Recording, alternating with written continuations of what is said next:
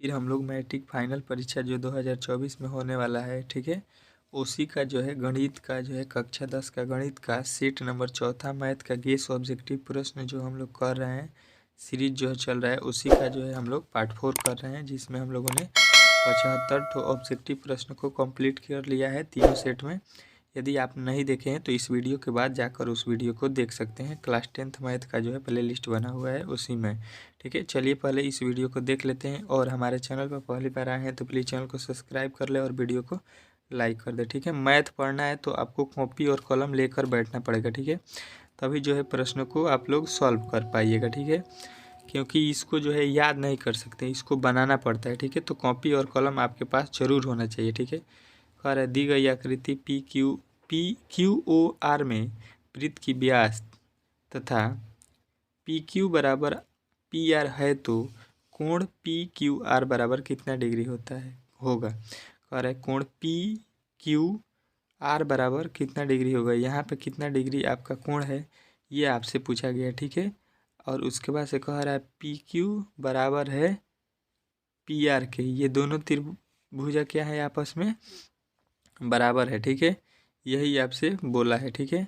तो जो है आप लोग जब दो भुजा आपस में बराबर होता है, ठीक है, तो आपके दो कोण भी आपस में बराबर हो जाएंगे, ठीक है। तो इन दोनों कोणों का मान जो है आपको आपस में बराबर देखने को मिलेगा, ठीक है। तो इन दोनों कोणों का योग जो है इस कोण के बराबर हो जाएगा, ठीक है। तो तीनों कोणों का मान 180 हो जाएगा। तो दो कोण का मान जब निकालना है हमको, एक कोण यहाँ पे बराबर रहती है, यानी कि इसका वैल्यू इसका एक एक रहेगा तो इसका हो जाएगा 2, तो 2 1 3 हो जाएगा, ठीक है। 3 से कटाइएगा, यहाँ पे 3 नहीं, यहाँ पे 1 और 1 2 और 2 4, इसका जो है इन दोनों का योग के ये बराबर होगा 4, 4 के पहाड़ा में कितना मात्रा में कटेगा तो आपका आ जाएगा 45। यहाँ से x का वैल्यू जब निकालिएगा तो 45 डिग्री जो है आपका ये इन दोनों कोणों का मान होगा, ठीक है, बराबर बराबर 45 45 है, उसका 90 हो जाएगा, ठीक है। देखिए अगला प्रश्न कहता है बिंदु ओ केंद्र वाले वृत्त ए बी और ए सी दो स्पर्श रेखाएं इस प्रकार हैं कि कोण ए ओ बी बराबर इतना, तो कोण ए ओ इतना का मान आपको ज्ञात करना है, ठीक है। 77 में जो है आपको जब इसको सॉल्व कीजिएगा तो 35 डिग्री जो है आंसर आ जाएगा, ठीक है। इसको जो है फिगर आपको सबसे पहले बनाना पड़ेगा तभी ये बन पाएगा, ठीक है। तो फिगर जो है आप लोग बना लीजिएगा। यहाँ पे ओ केंद्र वाले दो स्पर्श रेखा खींच लीजिएगा यहाँ से इस प्रकार करके, ठीक है। यहाँ पे ओ रख लीजिएगा और यहाँ से बनाइएगा जब, तो आपका आ जाएगा 35 डिग्री, ठीक है। चलिए अगला प्रश्न देखिए, बिंदु इतना टी से बिंदु वृत्त की स्पर्श रेखा की लंबाई 12 सेमी और केंद्र से टी बिंदु की दूरी 13 सेमी हो, तो देखिए 12 और 13 जब भी दे दिया तो आपको सीधा सीधी याद रखना है कि 13 का स्क्वायर 169 और 12 का स्क्वायर मतलब ये दिया है कोण का स्क्वायर प्लस लंब का स्क्वायर प्लस आधार का स्क्वायर, जो पाइथागोरस का प्रमेय होता है उसी पर ये देता है, ठीक है। तो इसको बनाना नहीं है, सीधा याद रखना है। 13 का स्क्वायर 169, 12 का स्क्वायर 144, तो ये आ जाएगा 25। 25 किसका स्क्वायर होता है तो 5 का होता है, तो ऑप्शन नंबर जो है आपको डी सीधा सीधी लगा देना है, ठीक है। चलिए अगला प्रश्न देखिए, दी गई आकृति में ओ वृत्त का केंद्र है तथा कोण क्यू पी आर 60 डिग्री हो तो कोण ओ क्यू आर का वैल्यू आपको बताना है, ठीक है। कोण पी का वैल्यू दिया है आपका पी का वैल्यू आपको यहाँ पे दे दिया है, पी का कितना डिग्री 60 डिग्री, तो बोल रहा है आपको कि यहाँ पे क्यू का वैल्यू आपको बताना है। कोण ओ क्यू आर का वैल्यू यहाँ वाले का वैल्यू आपको बताना है कितना डिग्री का बनेगा, ठीक है, ये आपसे पूछा गया है, ठीक है। तो इसका जो है कोण जब निकालिएगा तो आपका कितना आ जाएगा, तो ये जो यहाँ पे जो कोण बना है 60 डिग्री का उसका आधा यहाँ पे बनेगा, ठीक है। तो कितना हो जाएगा 30 डिग्री, जो कि ऑप्शन नंबर बी में दिया गया है, यही आपका राइट आंसर हो जाएगा, ठीक है। चलिए अगला प्रश्न देखिए, आंकड़े इतना का परिसर ज्ञात करें, तो परिसर बराबर होता है क्या, सबसे उच्चतम मान उच्चतम माइनस न्यूनतम, ठीक है। उच्चतम माइनस न्यूनतम, उच्चतम इसमें सबसे अधिक कितना है तो 84 है, माइनस सबसे कम इसमें कितना है तो आपको याद रखना है कि इसमें 15 जो है सबसे कम है, सबसे अधिक जो है आपका 84 है। 15 में से 84 जब घटाइएगा तो जो है आपका आंसर निकल के आ जाएगा ऑप्शन नंबर ए 69, ठीक है, 69 जो है आपका राइट आंसर हो जाएगा, ठीक है। चलिए अगला प्रश्न कह रहा है आपके सामने कि 1 2 3 एन समांतर संख्याओं का माध्य क्या होता है, ये आपसे पूछा गया है, ठीक है। तो इसका जब आप लोग प्राकृत संख्या का माध्य निकालिएगा तो सूत्र बन जाता है आपका n+1/2, ठीक है। प्राकृत संख्याओं का माध्य क्या होता है, n+1/2 जो है आपका राइट आंसर हो जाएगा। सीधा सीधी आपको सूत्र याद रखना है। यदि कह रहा है 3 माध्यक बराबर बहुलक प्लस x माध्य, तो x का मान क्या होता है, ये आपसे पूछा गया। तो x का मान जो है यहाँ पे 2 होता है, ये सूत्र दिया है, होता है 3 माध्यिका बराबर बहुलक प्लस 2 माध्य, ठीक है। यहाँ पे 2 होता है, सूत्र ही सीधा सीधी आपसे पूछ दिया है, ठीक है। तो ऑप्शन नंबर सी लगा लीजिएगा, ठीक है। ये सीधा सूत्र आपसे किया है, ठीक है। प्रेक्षण इतना का बहुलक होगा, बहुलक जो है इसमें जो सबसे अधिक बार आया है उसी को हम लोग बहुलक बोलते हैं, ठीक है। गिन लीजिए यहाँ पे 12 कितना बार है, 2 बार। 13 देखिए सबसे अधिक बार दिखाई हमको दिया 3 बार। उसके बाद से यहाँ पे तो 11 फिर 2 बार दिया है, तो ये भी 2 वाला तो होगा नहीं, क्योंकि यहाँ पे 3 बार आ चुका है कौन, 13। तो 13 सबसे अधिक बार है इसमें, इस आंकड़े में, तो आपको बताना है 13 जो है बहुलक हो जाएगा इसका। चलिए अगला प्रश्न देखिए, इतना और इतना का माध्य 10 है, तो x का वैल्यू माध्य देखिए निकाल लीजिए। राशियों का योग 7 + 9 + 13 + 15 + x कर लीजिए। बाटा में आपको करना पड़ेगा कितना संख्या है, 1 2 3 4 5, 5 बाटा में कर लीजिए। अब माध्य दिया है कितना, 10, 10 बचे हो जाएगा आपका 50, तिरछा तिरछी गुणा कीजिएगा, इसको जोड़ लीजिए। 7 9 16, 16 13, 16 13 29, 29 और उसके बाद से 15 जो है 44, यहाँ पे आ जाएगा 44। तो 44 इधर आके घट जाएगा, तो x का वैल्यू आ जाएगा 6, ठीक है। 6 जो है आपका राइट आंसर हो जाएगा। ऑप्शन नंबर जो है आपका ए वाला, ठीक है। ए जो है 6 वाला, यही आपका राइट आंसर हो जाएगा, ठीक है। चलिए कह रहे किसी घटना की प्रायिकता का अधिकतम मान कितना होता है, तो किसी भी घटना का जो है अधिकतम मान आपको याद रखना है कि सबसे अधिक मान जो है 1 होता है, ठीक है। किसी भी घटना का प्रायिकता का मान कितना होता है, 1, जो कि ऑप्शन नंबर ए में दिया है, ठीक है। चलिए अगला प्रश्न देखिए, निम्नलिखित में कौन सी एक घटना की प्रायिकता हो सकती है। घटना की प्रायिकता इसमें कौन हो सकती है, ये आपसे नहीं हो सकती है, सॉरी यहाँ पे दिया है नहीं हो सकती है। ये देखिए किसी भी टीम जो देखते हैं 50% जीतने की प्रायिकता, तो ये तो होता है 50%। ये भी होगा 0.12 है, तो एक का हो जाएगा 0.88, ठीक है। इन दोनों का हो जाएगा। उसके बाद से देखिए आपका यहाँ पे 13/12, ये 1 से अधिक है। किसी भी प्रायिकता का मान 1 से अधिक नहीं होता है। यहाँ पे जो है यही आपका फॉल्ट दिख रहा है, यहाँ पे भी 1 से वैल्यू ये कम है, ठीक है। 3 में 4 से भाग दीजिएगा तो 1 से कम आएगा, लेकिन 13 में 12 से भाग दीजिएगा तो 1 मर्द से अधिक में लगेगा। तो ये जो है आपका राइट आंसर हो जाएगा। ऑप्शन नंबर डी जो है प्रायिकता का मान नहीं है। देखिए अगला प्रश्न, एक यहाँ पर लिखा है न्याय संगत पासा फेंका गया तो 2 का गुणज आने की प्रायिकता क्या होगी। देखिए पासा में आपका होता क्या है, 1 2 3 4 5 6, ये पासा मतलब लूडो छक्का जो आप लोग बोलते हो खेलते हो वही है, ठीक है। तो यहाँ पे कितना होता है, 6। 6 में 2 का गुणज किया क्या होगा, 2 4 और 6, 3 ठो हो जाएगा। तो ऊपर लिखिएगा 3, क्योंकि 2 4 6 आने की प्रायिकता पूछा है, तो 3 ठो है इसमें। बाटा में टोटल पासों की संख्या कितना है, 6, तो कट के आ जाएगा 1/2, जो कि ऑप्शन नंबर ए में दिया गया है, ठीक है। चलिए अगला प्रश्न देखिए, कह रहा है अच्छा प्रकार से फेंटी गई एक ताश की गड्डी में से एक पत्ता या दृश्य निकाला जाता है, तो उसके लाल रंग का पत्ता होने की प्रायिकता क्या होगी। लाल रंग के जो है पत्ता होने की प्रायिकता आपको बताना है, ठीक है। जो है आपको केवल लाल रंग के पत्ता का बताना है, ठीक है। तो देखिए लाल रंग के पत्तों की संख्या जो है आपको, हर एक पत्ते की संख्या होती है लाल, मतलब एक एक पत्ती जो होती है उसका 4 ठो होता है, ठीक है, जिसमें से लाल 2 ठो होता है, ठीक है। तो लाल 2 ठो होगा तो आपको जो है 52 का आधा कितना हो जाएगा, तो आपका हो जाएगा टोटल ताश में पत्तों की संख्या 52 है।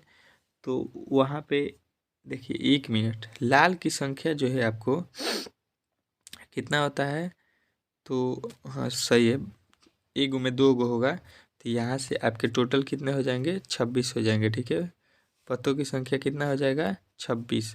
26 जो है आपके लाल पत्तों की संख्या हो जाएगी, बाटा आपका हो जाएगा 52, कट के आ जाएगा 1/2। 1/2 जो है आपका राइट आंसर हो जाएगा। चलिए अगला प्रश्न देखिए, आपके सामने आ चुका है। 2 न्यायगत सिक्के उछाले जाते हैं तो कम से कम एक शीर्ष आने की प्रायिकता, एक कम से कम जो है शीर्ष आने की प्रायिकता जब निकालिएगा तो क्या आएगा, 2 न्यायगत सिक्के उछाले जाते हैं तो आने की प्रायिकता जो है, कम से कम आने की प्रायिकता निकालना है तो सबसे पहले आने की प्रायिकता निकालिएगा तो एक हो जाएगा क्या, शीर्ष आने की प्रायिकता 1/4। उसके बाद से उसको घटा लीजिएगा किस में से, एक में से, तो आपको घटाइएगा तो आएगा कितना, 3/4, जो कि ऑप्शन नंबर डी में दिया गया है। ये आपका कम से कम वाले के लिए हम लोग एक में से घटा लेते हैं आने की प्रायिकता को। ठीक है, तो कम से कम आ जाएगा। ठीक है, 3 सिक्के की उछाल में संभावना परिणाम की संख्या, 3 सिक्कों को उछाल में संभाव परिणामों की संख्या कितनी होगी, तो 3 सिक्के को उछालिएगा तो परिणाम संभावना कितना हो जाएगा, 6 हो जाएगा, क्योंकि एक सिक्का में 2 पहलू होता है, हेड और टेल, फिर हेड और टेल, फिर हेड और टेल, तो 6 हो जाएंगे। ठीक है, चलिए अगला प्रश्न देखिए, आपके सामने आ चुका है। क्या कह रहा है आपका अगला प्रश्न कि 8 सेमी त्रिज्या वाले वृत्त के अंतः वर्ग का क्षेत्रफल क्या होगा। 8 सेमी त्रिज्या वाले वृत्त का अंतः वर्ग का क्षेत्रफल आपको निकालना है तो आपका हो जाएगा 8 8 64 जो है आपका राइट आंसर हो जाएगा। ठीक है, 8 का जो है वर्ग कीजिएगा 64 हो जाएगा, क्योंकि वर्ग ही अंतः वर्ग ही निकालना था। ठीक है, 2 वृत्त की परिधियों का अनुपात इतना है तो उनके क्षेत्रफलों का अनुपात। ठीक है, जब भी यहाँ पे परिधि दिया हो, आज यहाँ पे क्षेत्रफल पूछे तो इसका स्क्वायर कर दीजिए, 4 चौका 16, 5 पच्चीस 25 जो है आपका राइट आंसर हो जाएगा। ठीक है, सीधा सीधी क्षेत्रफल का हमेशा निकालने का सूत्र होता है कि स्क्वायर। यदि समबाहु त्रिभुज का क्षेत्रफल इतना है तो इसकी भुजा होगी। समबाहु त्रिभुज का क्षेत्रफल होता है कितना, √3a, ए मतलब भुजा। इधर कह रहा है इसका क्षेत्रफल √3 है, √3 से √3 कट जाएगा तो इसका भुजा कितना हो जाएगा, तो आपका जो है इसका भुजा आ जाएगा 9। ठीक है, जो कि यहाँ पे तो ऑप्शन में दिया ही नहीं है। यानी समबाहु त्रिभुज के क्षेत्रफल होता है √3/4 होता है, गलती हो गया है सूत्र, ए √3/4 ए बराबर 9√3। एक मिनट, √3 गुणे भुजा स्क्वायर होता है, सॉरी √3 गुणे ए स्क्वायर होता है, तो ठीक था 9√3, यहाँ पे स्क्वायर छूट गया था।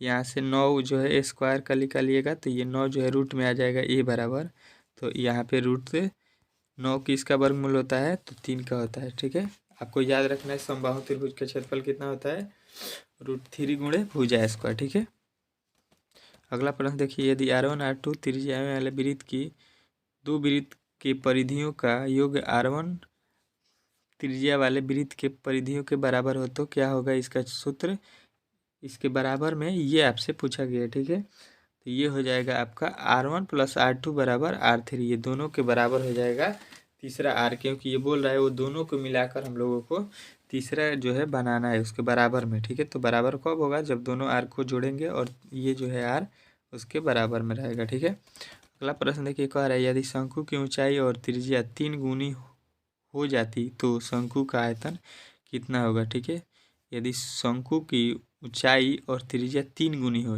ठीक है 3 गुनी हो तो उसका आयतन जो है कितना गुना होगा, तो आपको याद रखना है 3 से गुणा कीजिएगा, 3 का क्यूब कीजिएगा तो 27 गुना हो जाएगा, क्योंकि शंकु का आयतन में हम लोग जो है R का क्यूब लिखते हैं। ठीक है, होता है 1/3